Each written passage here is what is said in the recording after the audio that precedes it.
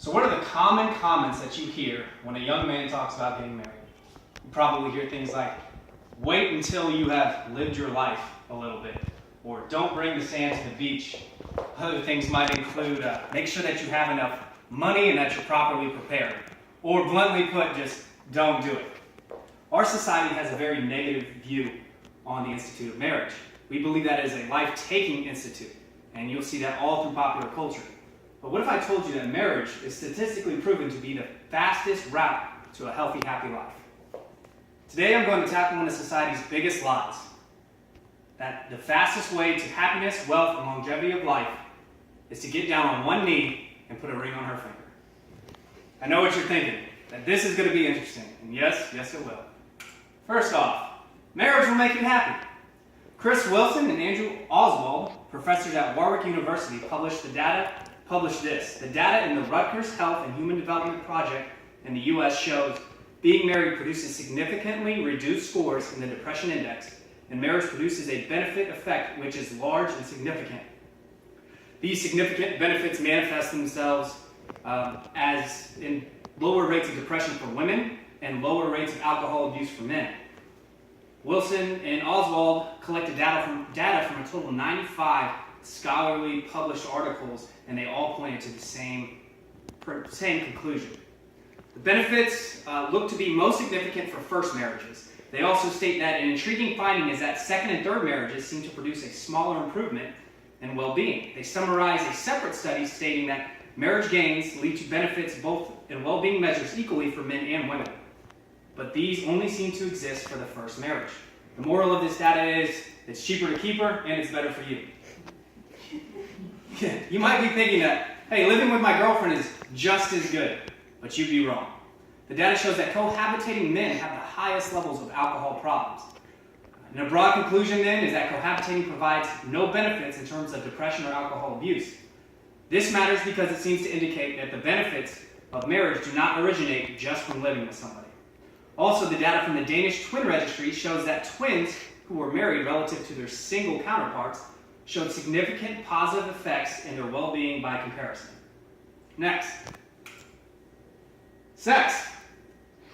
Wilson also writes that married people have much more sex than other groups, and sexual activity is strongly and monotonically correlated with happiness.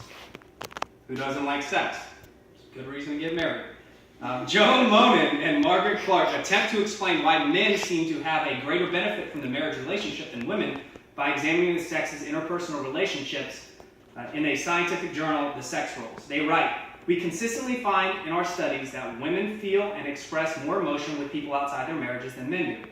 Emotion expression is important for psychological and physical health because it facilitates social support and communal relationships by signaling 1, a need or desire for care, 2, the lack of need or the success of care, 3, the appreciation for care, and or 4, the care for the partner." In short, this basically means us men need a woman around to keep our emotional relationships in line so that we are healthier and better off. Now that we've been flooded with data that proves that we are mentally better off with a wife, let's take a look at how much money we're going to make. More money. Who doesn't want more money? Single men's earnings versus the married men's earnings. The U.S. Census Bureau shows historically that married men have doubled and sometimes almost tripled the income of their single counterparts. I mean, you can see by the graph. The green at the top is married men with their spouses present, and single, never married, is at the bottom rung. Wilson and Oswald also published that the size of the marriage effect upon mental well-being is equal to that of making an extra $100,000 or more. So even if you don't see a dramatic increase in your wealth right away from getting married, you will definitely notice one on your well-being. There's nothing better than more money except a longer life to spend it. Your wife will make you live longer. If the married man's healthy, the single man is dead. Janice Glasser and Tamara Newton published Marriage and Health, His and Hers, in a psychological bulletin. Their findings were that non-married women have a 50% higher mortality rate, and non-married men have a 250% higher mortality rate than their married counterparts. They also found that the marriage has a direct consequence for cardiovascular, endocrine, and immune function. So basically, you can forego going to the gym, just get married instead. It's the same benefit. Wilson and Oswald also compare these health benefits to enough to offset the effects of smoking. And smoking is said to take about 10 years off your life. So imagine all the powerful anti-smoking campaigns there are to save you from your own destruction. What if there was equally progressive and active campaigns to warn single men against the dangers of staying single? Hurry up and do it, because you're going to die. Same effect. Wow, I know that was a lot to take in during a short period of time, but let's do a quick recap and summarize. 1. Marriage will make you happier. You will have more sex. You're going to make more money. You'll live longer. So quit procrastinating and ask her already. Thank you.